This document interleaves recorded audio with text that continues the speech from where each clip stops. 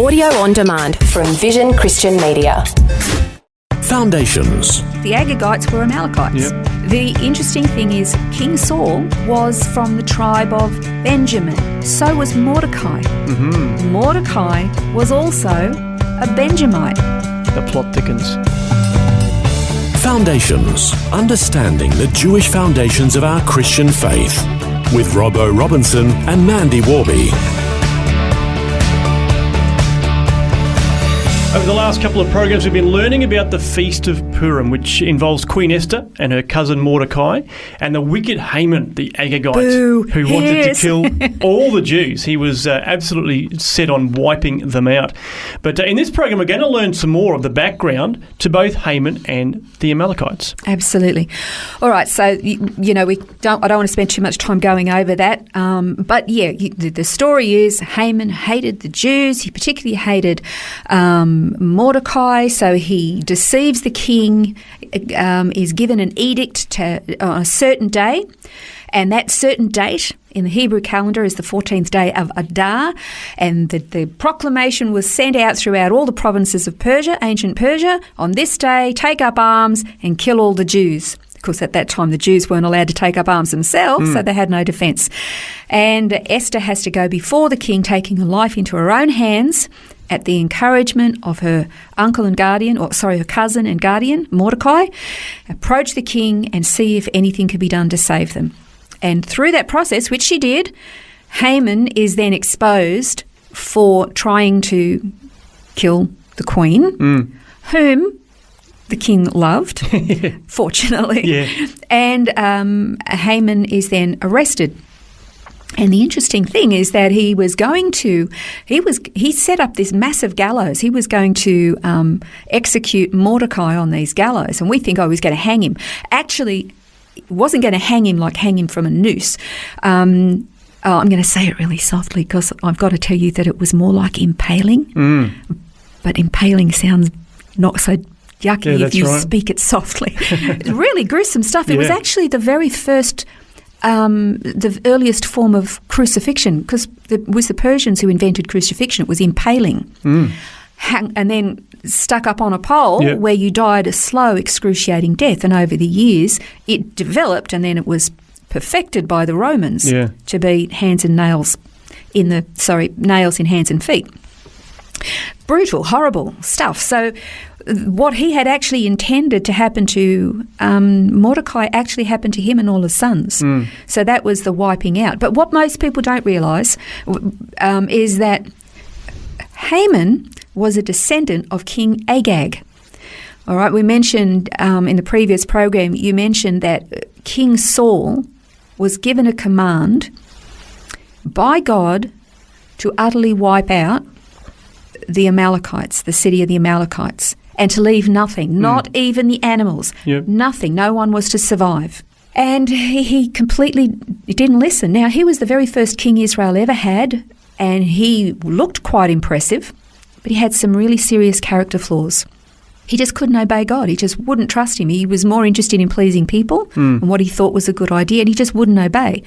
And it cost him the family line for the monarchy, and it cost him his life ultimately. But it also set up the almost extermination of his people because of his disobedience. Remember, Moses told the people, he said, when you come into the land and you're established, you have to utterly wipe out the Amalekites. Don't forget. And Saul forgot. Okay, so Saul and his army, they won the battles, and then 1 Samuel 15:8 says, but Saul and the army spared Agag and the best of the sheep and the cattle and the fat calves and the lambs. So when he says he spared Agag, he quite possibly spared Agag and his wives and the rest of it. Yeah, because Samuel slaughtered Agag, so it obviously wasn't a descendant of Agag post that, but there must have been others there as well. Precisely. And so this is where we find out that Haman, the Agagite, he is a descendant of the ancient king of the Amalekites, Agag. So we're talking the Agagites were Amalekites. And the interesting thing is King Saul was from the tribe of Benjamin. So was Mordecai. Mordecai was also a Benjamite. The plot thickens. The plot really does thicken, doesn't it? And so if you look through this history of this problem between the Israelites and the Amalekites, I mean, it goes back to Moses. You've got Moses and the Amalekites attacking the people as they come out. And then you got Saul and Agag. And then it's still going on until you get to ancient Persia between this feud between Mordecai and Haman. So this curse of Amalek and his obliteration of his name, it's this repeating pattern constantly. Yeah. And then, of course, it ends with Haman when he is exterminated finally. Of course, then there are those who will go on to say that this spirit of Amalek is still existing because there's this constant repetition of somebody at some point in history always trying to wipe out God's people. And so I would say go and read the story of Esther. There's only 10 chapters and get the whole picture of it and the backstory. So really good. Where does the Messiah factor into this? Because I know that there are sort of allusions to the Messiah in this story as well. So how does that come into it? You know, there are people today who see the meaning of Purim in terms of, and this is very much in the Jewish psyche, and that is of good deeds overpowering the Hamans of this world. Reality tells us that despite how good or noble our efforts might be, there's always going to be too many Hamans. For the Esthers and the Mordecais of this world, there's always going to be another Haman somewhere. So it's not about our good efforts. But here's an interesting question. As simplistic as this might be, could it be that the only way to rebuild the world is to sort of turn it upside down? Kind of like then making it right side up again. I mean, how did God create it in the beginning? It was perfect, good, righteous, holy. Then it turned upside down and became sinful and corrupt and the rest of it. So therefore, to get it back the other way, there's got to be this innocence, this purity. So what happens that if instead of an evil Haman hanging on a gallows, what if an innocent one made the sacrifice on behalf of the others? Now, very often in Jewish tradition and culture, it's believed that it's incumbent on them to do something to make everything good, which is why they do good things and share it with the world. They're doing that because they want to bring redemption. They're longing for the Messiah. But it's never quite good enough because we ourselves are already wicked. Bible says we're wicked. So in our good deeds are coming from a wicked heart, even if good intentions, you know what I'm saying there. Yep. Spiritually, we're dead and in darkness. So therefore, it's got to be somebody else to turn it on its head. So that's where Messiah comes in, that he was the one who took that place, hung on that gallows, hung on that tree, innocent, and the accusations levelled against him were unproven. They literally executed somebody with zero evidence. Yeah.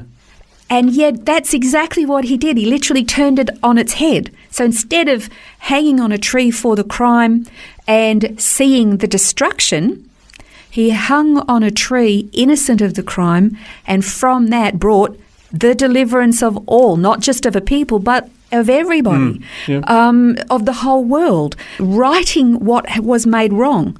And you see that also described about Messiah in other places throughout the Bible, that, you know, you had the first man, Adam, was a sinner, so then you need the second Adam, who was pure, who was Christ. You know, this replacement, this bringing in this perfection to turn it all on its head, to make it right again. Yeah.